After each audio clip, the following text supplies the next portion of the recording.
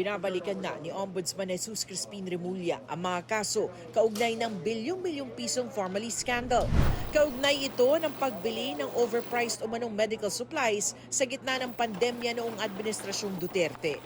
Pinababawi ni Remulla ang mga hindi pa naaari na mga kaso sa Sandigan Bayan upang muling masuri ang mga ito. Kasi nga,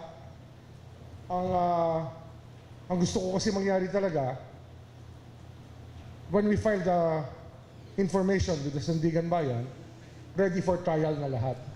And I don't feel that kind of air yet within the complaints that have been filed.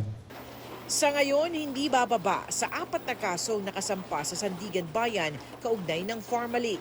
Kabilang sa mga na-arraign o nabasahan na nasakdal si dating Department of Budget and Management Procurement Service Head Christopher Lau at 4 na iba pang kasama sa PSDBM na siyang humawak sa procurement ng mga personal protective equipment o PPE noong panahong yun.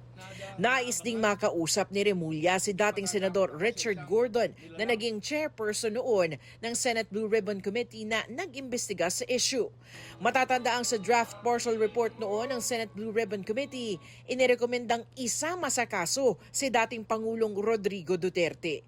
Pero hindi naging opisyal ang committee report dahil hindi ito inadopt ng komite bunsod ng kakulangan sa pirma.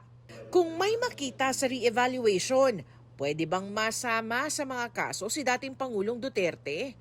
Depende sa allegations ng complaint, depende sa facts, and the evidence itself.